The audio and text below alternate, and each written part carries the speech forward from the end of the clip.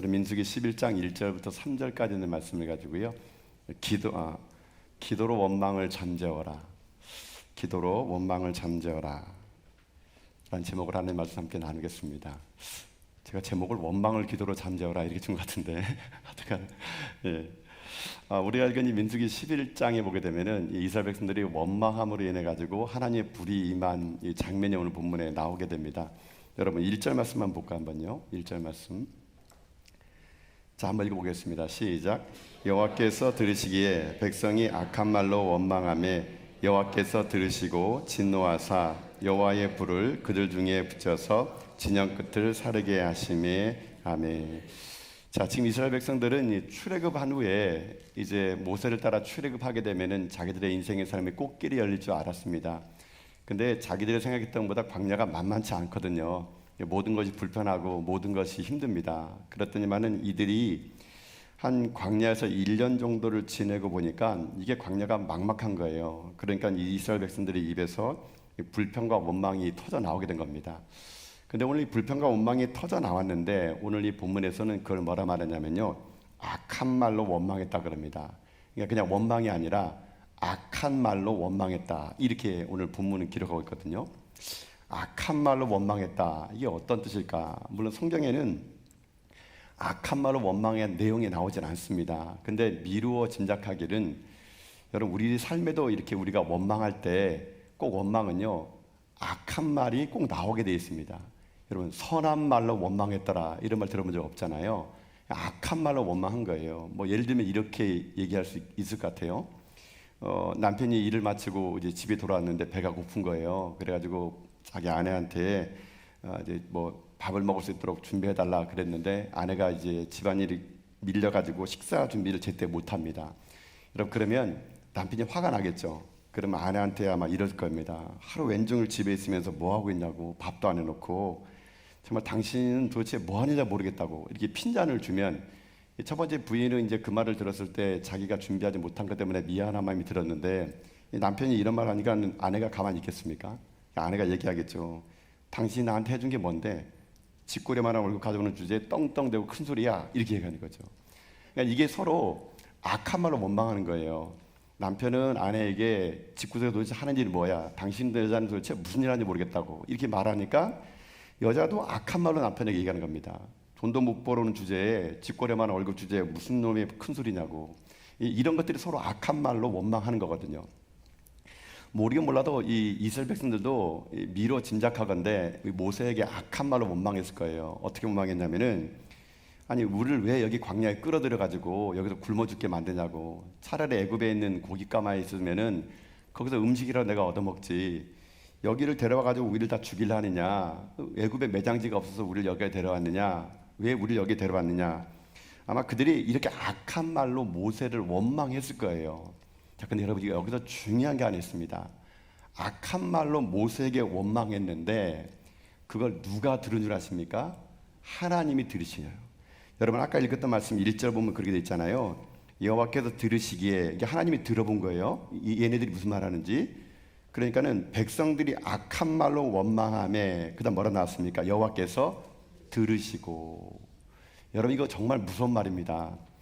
우리가 나의 감정을 악한 말로 누구에게 쏟아 부을 때 그거는 그 사람만 듣는 게 아니고요, 하나님이 들으시고 계시대요. 여러분요, 하나님이 우리가 어떤 말을 하는지, 어떤 악한 말을 하는지를 사람이 듣는 게 문제가 아니고요, 하나님이 들으신다는 거예요. 여러분요, 여러분 그렇기 때문에 우리가 어떤 말을 하고 어떤 행동을 하고 있는지를 사람 앞에서 하는 것이 아니라 하나님 앞에 하고 있다는 것을 기억을 하셔야 된다는 얘기입니다. 여러분, 하나님은요 다 보고 계시고요, 다 듣고 계세요. 여러분 이스라엘 백성들이 나중에 그 출애굽 1세대들이 다 광야에서 죽을 때, 원망해 죽을 때 하나님이 그런 말씀을 했어요. 너희 말이 내 귀에 들린 대로 내가 너에게 행하리라. 하나님의 귀에 들린 대로 그들을 다 광야에서 죽여버립니다. 여러분 먼저 우리가 한 가지 기억해야 될 것은, 악한 말은요 사람이 듣는 게 아니라 하나님이 들으신다는 거예요. 그럼 하나님이 들으시면 어떻게 할까요? 자, 그 1절 뒤에 얘기 나와 있죠. 거기 보세요. 여호와께서 들으시고 그다음 뭐라 나왔습니까? 진노했대요. 진노하사 여호와의 불을 그들 중에 붙여서 진영 끝을 사르게 하시매. 하나님의 악한 말을 들어서 진노한 겁니다. 이거는 모세에게 얘기한 게 아니라 하나님을 대적한 거거든요. 하나님이 세우신 주의 종인 모세에게 원망한 것이 아니라 그 모세가 자기가 출애굽하다 그랬습니까? 하나님 모세에게 출애굽 시켰잖아요. 결국 하나님을 욕한 겁니다. 눈에 보이는 모세를 대신해 가지고요. 모세에게 원망했던 악한 말은 결국 하나님에게 한 말이기에 하나님은 그 말을 들으신 거예요. 그리고 어떻게 합니까? 여호와의 불이 임했다 그럽니다. 여러분, 여호와의 불은요, 이게 어떤 불이냐면은 레위기에 보면은 나답과 아비후가 다른 불로 하나님에게 잘못 분향하여 불을 들이다가 성소에 있는 불이 나와가지고 그 사람을 불태워 죽여버린 사건이 있거든요. 이 불이 그런 불입니다. 임재의 불, 심판의 불이 임했다는 겁니다. 여러분, 우리가 악한 말로 원망할 때 하나님이 들으시사 하나님은 그 들은 말을 진노하사 하나님의 불을 보낸다는 얘기예요. 여러분, 이스라엘 백성들이 광야에서 죽은 이유는요, 배고파서 죽은 사람 없습니다. 여러분, 단 한 사람도 배고파서 굶어 죽은 사람 없어요. 광야에서는요. 광야에서 그들이 죽은 이유는 딱 하나입니다. 뭔지 아십니까? 원망이에요. 원망. 원망 때문에 그들이 다 죽었어요, 여러분. 자, 그러면 여러분 보세요. 그럼 사람들이 왜 원망할까요? 왜 사람들은 원망과 불평을 할까요? 여러분, 그 원망과 불평의 뿌리를 계속 찾아가 보게 되면요, 여러 가지 많은 사람들이 원망하는 이유를 얘기하지만 그 뿌리를 계속 들어가면 그 원망의 가장 밑바닥에는 뭐가 있는 줄 아십니까?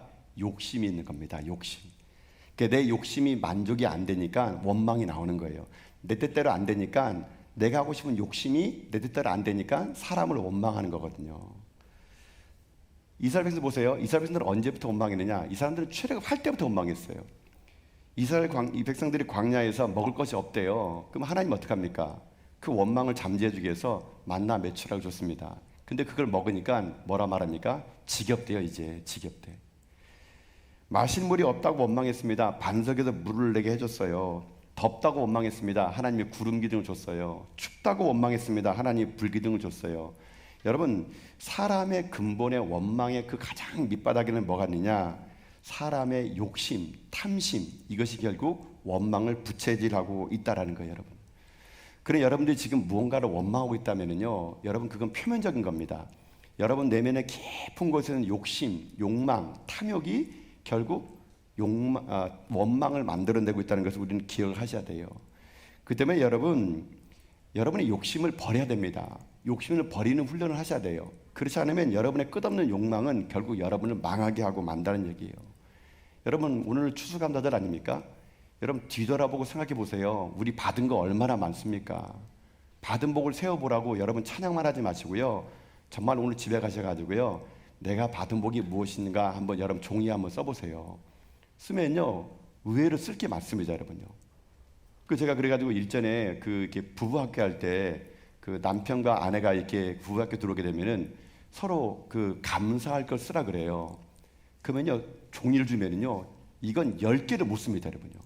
남편이 감사할 게 하나도 5개 겨우 쓰면 이것도 막 이상한 걸 써요.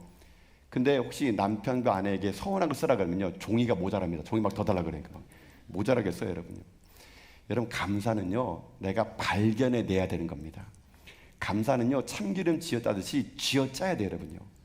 여러분, 그래서 오늘 집에 가셔가지고 여러분 A4지에다가요, 한 남편에게 감사한 것 10가지를 써보시고 아내에게 감사한 10가지 써보세요. 여러분, 쉽게 잘 안 나옵니다. 쥐어짜야 돼요. 쥐어짜야 돼. 쥐어짜다 보면은 여러분, 감사가 발견되면 내 안에 욕심이 사라지고 원망이 사라지게 된다는 겁니다, 여러분요. 여러분, 인간이 불행한 이유는요, 이 탐욕 때문에 그럽니다. 탐욕 때문에, 욕심 때문에 그런 거예요. 여러분, 그래서 하나님은요, 원망하는 자를 멸시하시고 감사하는 자를 기뻐하는 겁니다. 모든 원망의 근원은 욕심이에요. 사람은 그 욕심 때문에 행복하지 못한 겁니다. 그래서 여러분, 우리나라 속담 중에 이런 말이 있지 않습니까? 개같이 벌어서 정승같이 써라. 여러분, 이 말은 원래 뜻이 천하게 힘들게 벌더라도 쓸 때만큼은 훌륭하고 값지게 써라, 이런 말이거든요. 근데 이 말을 요즘 사람들은 잘못 오해하는지 어떻게 하든지 돈만 벌면 된다는 겁니다. 어떻게 하든지 개처럼 벌면 된다는 얘기예요. 여러분, 잊지 마세요. 개처럼 벌면 개처럼 씁니다. 내가 돈의 노예가 되어도 돈 버는 일에 욕심을 부려가지고 개처럼 벌면요 절대 정승처럼 못 봅니다. 우리나라 속담이 건 잘못된 거예요. 여러분 돈 벌 때도요 정승처럼 벌어야 정승처럼 쓸 수 있어요. 개처럼 벌면요 개처럼 쓰게 돼 있는 거예요. 왜요? 인간의 욕심은요 끝없기 때문에 그렇습니다. 우리가 남과 비교해 봤을 때 제가 아무리 봐도 성도들 볼 때는요 그만하면 먹고 살만한 것 같아요. 그만하면 넉넉한 것 같아요. 그럼에도 불구하고 끊임없이 더 돈 벌겠다고, 더 욕심 채우겠다고, 내가 더 높은 자리에 올라가겠다고, 내가 뭔가 해보겠다고 끊임없는 탄식으로 여러분 살다 보니까 원망과 불평이 있는 거 아니겠습니까? 일전에 어떤 그 성도님이 그랬어요. 그 항상 자기 갖고 있는 게 불평한 겁니다. 그분이 제일 불평한 게 뭐냐면 남자분인데요. 자기는 자기가 타고 다니는 자동차가 너무 자기 볼 때는 이게 싫다는 거예요. 제가 볼 때는 그 정도 차면요, 저는 너무 감지덕잘 같은데 그분은 자기가 이런 차를 타고 다니니까 사람들이 무시한다는 겁니다. 그래서 그분은 늘 언제나 자기가 타고 다니는 차를 불평과 불만했습니다. 이런 똥차를 타고 다닌다고. 똥차를 타고 다니면 그 사람이 똥입니까? 자기 스스로 자기를 똥이라고 얘기하는 것 같아요. 그러니까 맨날 똥차래요. 그러니까요. 제가 볼 때는 멋진 차인데 자기가 타고 다니는 차가 자기를 만족 못하니까 불행하다는 거예요. 제가 그분을 보면 이럴 것 같아요. 그분은요 좋은 자동차를 딱 사지 않습니까? 그럼 또 불평할 겁니다. 나한테는 요트가 없다고. 요트가. 그런 분들은 요트를 사주면 어떻게 될까요? 또 불평할 겁니다. 나한테는 비행기가 없다고. 만약에 비행기를 사줄 겁니다. 그럼 그 사람은 또 불평할 겁니다. 나한테는 로켓이 없다고. 그런 사람은 로켓에 태워가지고 우주로 날려버려야 됩니다. 여러분요.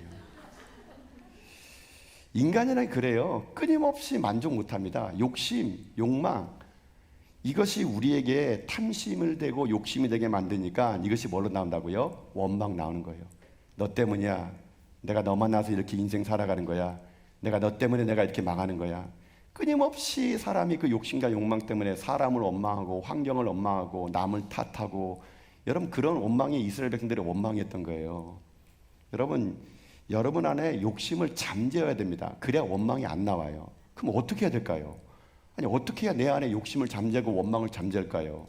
길이 있더라고요. 제가 보니까요. 자, 백성들은 지금 모세를 악한 말로 원망했습니다. 결국 하나님을 원망한 거예요. 그러더니 여호와의 불이 임해가지고 이스라엘 백성들은 지금 불살라 태우고 있는 중입니다.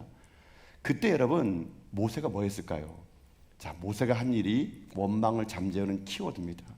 결론부터 얘기하면요, 원망을 잠재우려면 뭐 해야 되는지 아십니까? 기도하는 거예요. 욕심을 잠재우는 길은 기도하는 거예요. 기도하면 내 안에 자족함이 생기고, 자족함은 만족으로 생기고 감사가 나오는 거거든요. 여러분 모세가 어떻게 하는지 보십니까? 여러분 2절 말씀 보세요. 2절 말씀. 자, 2절 읽어보겠습니다. 시작. 백성이 모세에게 부르짖음에 모세가 여호와께 기도하니 불이 꺼졌더라. 아멘. 불이 언제 꺼졌어요? 모세가 기도하니까. 여러분 이래요. 여러분 지금 여러분 안에 원망의 불이 막 타오릅니까? 남을 막 탓하고 싶고 나는 왜 이런 생활을 살아가는지. 그 원망의 불을 끄는 건요 어떤 것도 없습니다. 기도하는 거예요. 기도하는 거. 하나님에게 기도해야 원망의 불이 꺼지는 거예요. 그 기도가 여러분을 살리는 거예요. 여러분요. 그러니 여러분 잊지 마세요. 원망을 잠재우는 기도를 하시는 겁니다. 원망이 자꾸 나올 때마다 입 조심하세요. 하나님이 들으셔요. 그러니 여러분 함부로 원망의 말을 하지 마시고요. 원망할 시간 있으면 기도하세요.